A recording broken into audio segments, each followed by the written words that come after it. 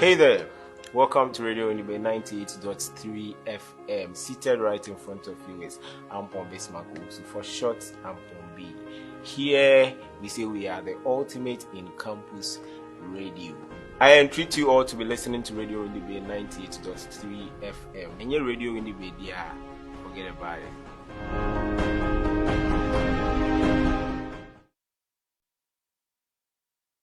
Hello, my name is Amina Abisbanan, a media personality at Radio Unibe 98.3 FM.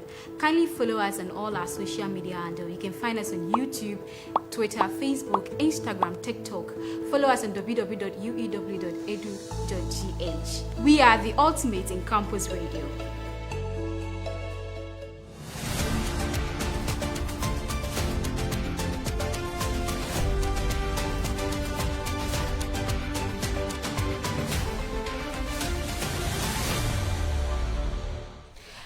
Hello, good afternoon. It's Windy News coming to you live here from the News Hub at the University of Education, Winneba.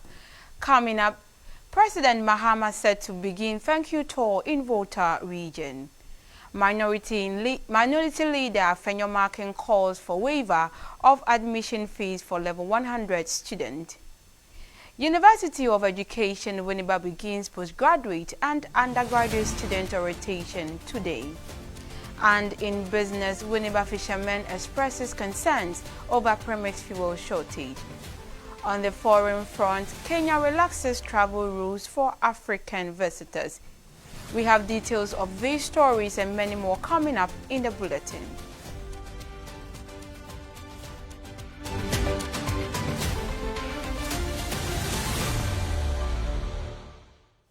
My name is Nana Ama Inyamike Baini. Now the news in detail.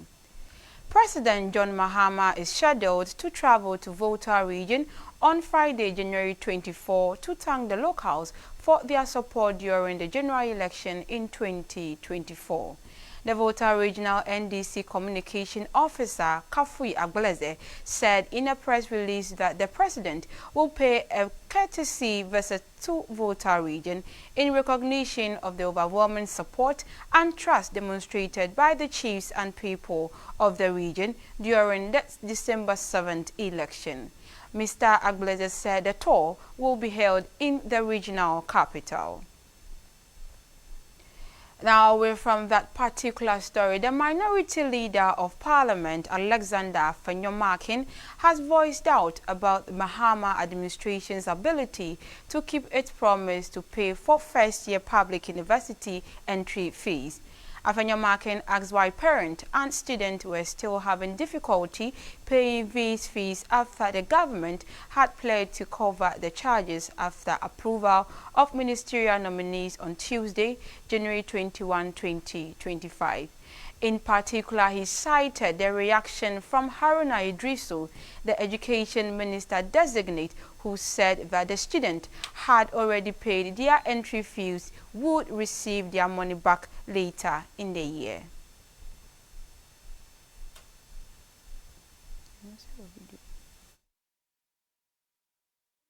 The University of Education, Winneba, is conducting an orientation session for its recently admitted undergraduate students at the Jofus Anamwa Mensa Conference Center, North Campus. The orientation aims to help students transition into their academic journey by providing them with a comprehensive understanding of the university's academic expectations, policies, and procedures. My colleague Queen Star Ansa is standing by at the Jofus Anamwa Mensa Conference Center with more updates. Hello Nana, currently we are at the Jofus Anamwa Conference Center at the North Campus for the ongoing orientation that is being done for the undergraduate, so that is the level 100s. We had a chance to speak to the Dean of Student Affairs and she had this to say. Okay, good morning, Prof. Good morning. So please, we want to ask about some of the measures that have been put in place to help in the smooth academic journey of the newly admitted students. Yes, one of the things put in place for their successful stay in the university is this IPOP program that we are running, which is a intensive pre-academic orientation program for the first years. Just as the word goes, intensive. It's very, very intensive. This program touches on almost every information that they will need as a student during their stay in the university. So that is why we are running this program for them. Madam. So please, is it for only the undergraduates or the postgraduates also have the same intensive orientation that is being done for them? Yes, it is designed for both the undergraduate students and the postgraduate students, and both are going on currently. The postgraduate students are having theirs at the moment at the central campus, whilst the undergraduates are having theirs at the north campus. Yeah. Now, speaking with the Dean of Student Affairs, she underscored on preventive measures put in place to avoid portal issues in their future. So, Madam, what are some of the measures you are also putting in place concerning portal issues and then the acquisition of index numbers for the newly admitted students as well? Yes, again, this is the reason why we are running this program. So what we are doing is that things like that, we have brought in those in charge, the experts that are in charge, to come and talk to them. So we have slots for people that will come and educate them on things that they are supposed to know on this campus. So we are sure that for this newly admitted student, they are going to have a smooth academic issues, not relating, they will have a smooth academic journey, and then they won't have any portal issues, unlike the continuing students. Yes, yeah. That is why it is again necessary for this program to go on, so that they will understand the system very well and not also be making mistakes. They needed to understand certain things, how to go about certain things, especially with their registration. In most cases, they also make mistakes, and then they have to come back complaining, and for us to solve it for them. So if they listen very well and take this program very seriously, it will minimize all the problems that we used to encounter in the past. Okay, Madam, thank you so much for your time, and thank you for having me. Thank you too. That was the Dean of Student Affairs for the University of Education, Winneba, telling us more about why this orientation is very important for the undergraduate and the postgraduate. And then she also stated that the measures they have put in place is going to make the academic journey a very smooth one in the university. Due to a large number of students here, the Dean of Student Affairs has assured us that the orientation continues tomorrow. My name is Constanza, reporting for Windy News at the Jofus Anama Mensa Conference Center, North Campus. Well, away from that story, residents of Atetu and Jatakrom suburbs in the Afitu municipality in the central region are calling on local authorities to address the poor state of untarred and dusty roads leading to their communities. The current condition of the roads are caused significant dust accumulation, making travel particularly challenging during the early morning hours. In an interview with Windy News, residents expressed concerns about the health risk posed by the dust, particularly its impact on respiratory health. Students living in these areas also shared their struggles, explaining how the dust affects them daily as they commute to lectures.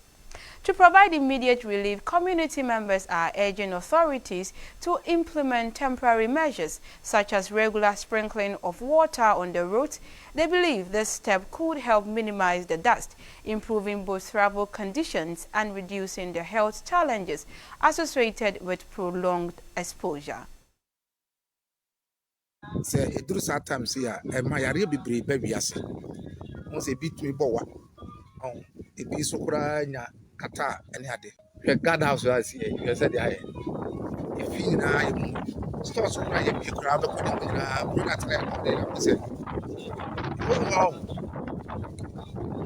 you say, stores so no man want to be my fee. So what I say, it's a yes, say, company been a dark school had there, water so. But company anyhow, the between a catch authority now say omo modern say omeku sukuta say the be a very reduce dust.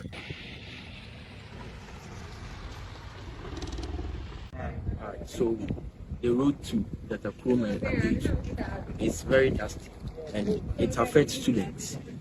And in the morning when students are going for lectures, it affects them a lot because it is very dusty. And I think it affects because since it is very dusty, when they inhale it, it can cause many diseases. So the local authorities can help by bringing the water tanker, to spray water on the road so that the dust can come down for us, so that in the morning we can go for lectures and it can help us. Yes.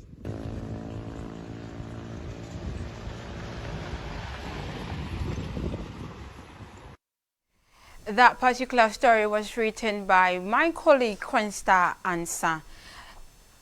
Now, before that, we go for a short commercial break. When you come back, it's business.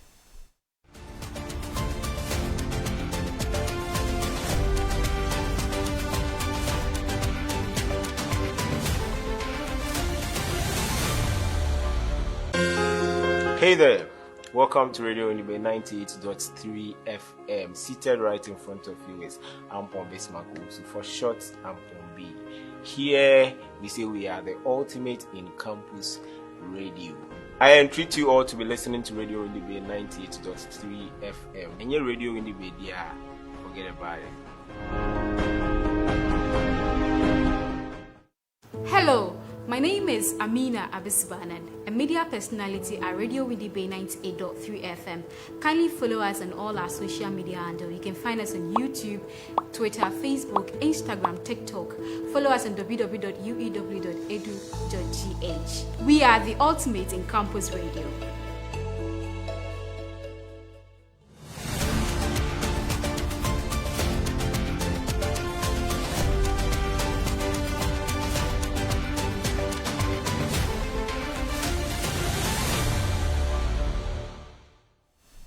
Welcome back from that short break. Now let's do some business. President John Mahama has revealed that his administration intends to provide additional incentives to companies in order to encourage them to generate more jobs in the nation. The action is a component of the initiative to enable the private sector to take the lead in lowering the nation's unemployment rate. Chief of Staff Julius Deborah spoke on behalf of the President, John Dramani Mahama, at the First Sky Group Thanksgiving service and revealed that the President will do his best to add business sector in helping the government run. The First Sky Group says it is set to construct a 200 megawatts of renewable power within the northern region in the next 2 years. Still on business, fishermen at Penche Port Yard, a suburb of Winneba in the Efutu municipality, are expressing frustration over the government's inability to supply Premix fuel for the past 4 months. The fishermen revealed that the prolonged shortage has compelled them to rely on expensive car petrol, which has significantly strained their finances and disrupted their daily fishing activities. They are appealing to the government to urgently address the issue, emphasizing the severe impact the shortage has had on their livelihoods and the local fishing economy. The fishermen are hopeful for a swift resolution to enable them to sustain their operations.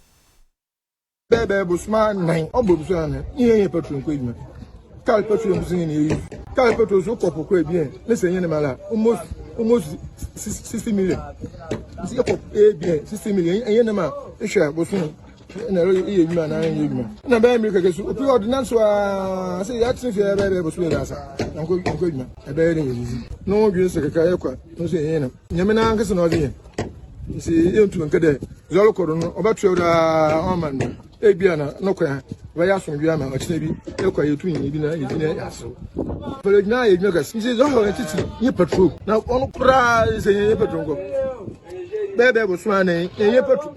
abɛn petrol yɛn sɛ nka bi da petrol ni wɔn bɛn ntura ma gbɛna yɛ wudu sɛ na ɔno nso no bɛyɛ ɔpɛgɛ sɛ ne de ɔtɛgɛ bɔ ɔno ayɛ no mɛbɛ nti yɛ kakra mpa botum da pa aba kaa fi de no tɔn ti do tɔn no tɔn ti do tɔn kɛsɛ nkɛtɛ ayɛ ne ntura yɛ kɛsɛ petrol ni ma ɔmo machine mo fɔ ta kɛ ni ta nyala petrol na ne sisi yɛ fani ne mo yɛ ne se petrol na yɛ ɔno ɔde ba saa de dɔ abɛyɛ ɔde ba no surprise no was no one yes no one de oya ni nti otu ma machine no ya wande otu ni ejuma anytime ono abambo na price no was no pa no problem all the petrol ba na be small do for now what business petrol no bere ankan kan no ba yen yakon se no bu no osi da mun pa yen yakon yen yafu ko nti petrol ni se okay di business for wo wa anche be petrol na asa the scan no to abudin we business for wo.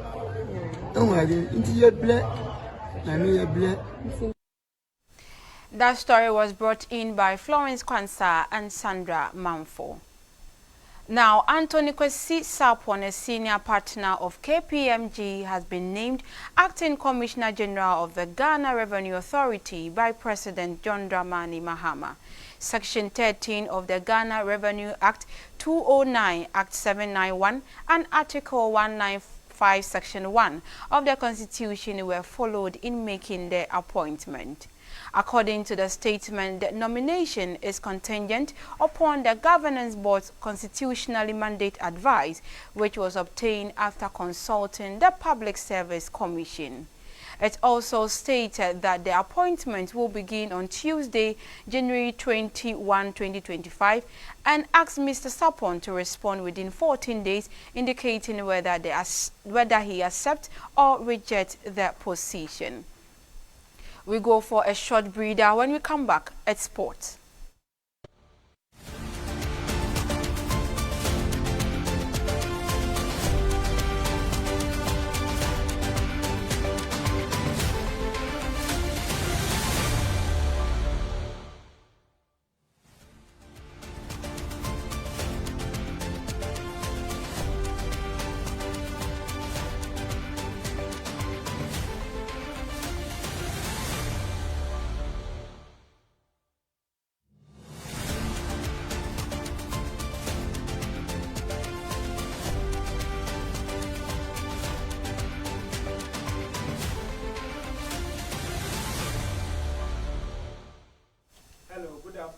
Welcome to the sports segment here on Windies News.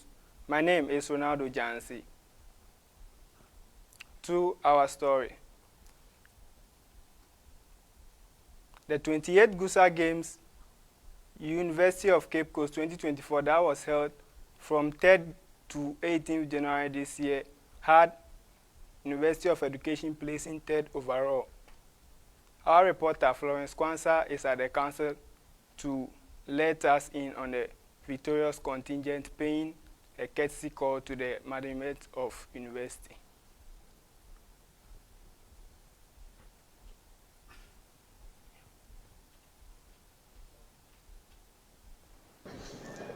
I'll go and represent the university at the 28th GUSA Games.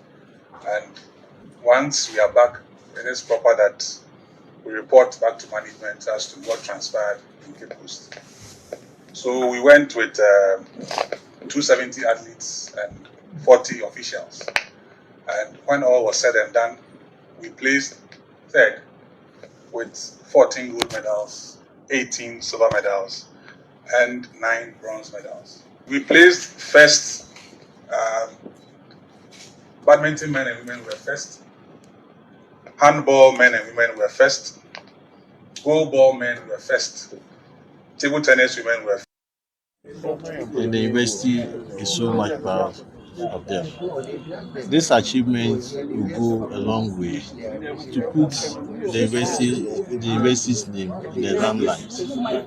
And we appreciate all that they've done. The next GUSA Games, fortunately, is going to be hosted. And we are saying that they should train very hard. We cannot allow any other university to come and take the trophy. The trophy should be kept. And that is my message. finally, the team has presented their awards to the management of the University of Education, Winneba. The team brought 7 trophies with 14 gold medals, 16 silver medals, and 11 bronze. I'm Florence Pansa reporting for Windy News, VC's Chamber. Well, that's all for sports news this afternoon here on Windy News. My name is Ronaldo Jansi. Up next, international news.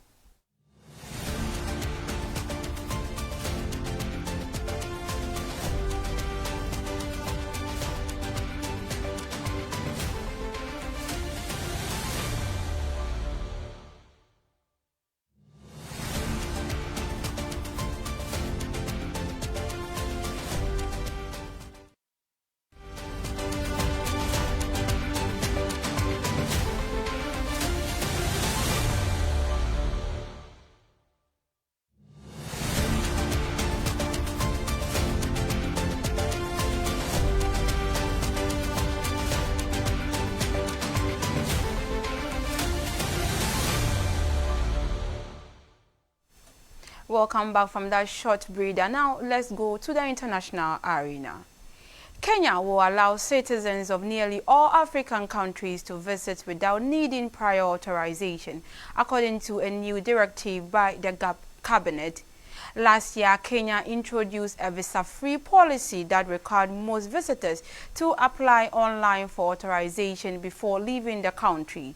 But the introduction of the electronic travel authorization, which replaced the visa requirement for all visitors, was criticized as a visa under another name.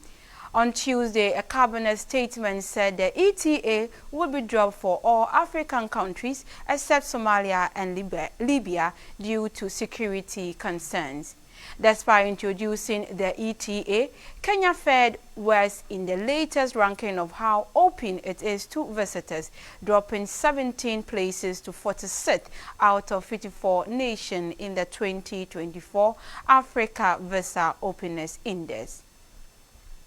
And finally, at least 76 people have been killed in a fire that engulfed a popular Turkish sky resort hotel, leaving some to jump out of window.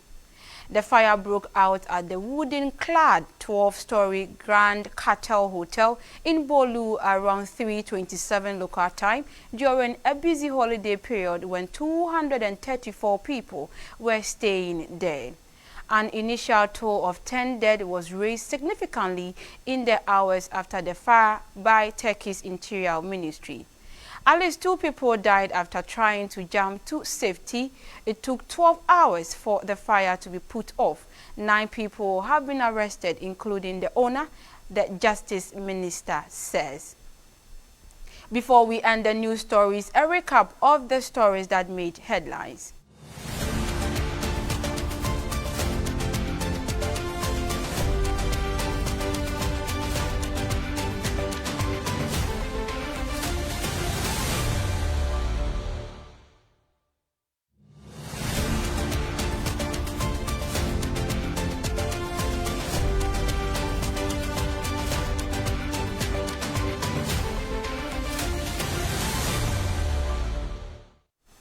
President Mahama said to begin thank you tour in Volta region. Minority leader Afenyo Markin calls for waiver of admission fees for level 100 students. University of Education Winneba begins postgraduate and undergraduate student orientation today. And in business, Winneba fishermen expresses concerns over premise fuel shortage. On the foreign front, Kenya relaxes travel rules for African visitors. And that will be all for today's Windy News. My name is Nana Ama Nyameke Bani. Thank you for doing the watching and do enjoy the rest of your afternoon.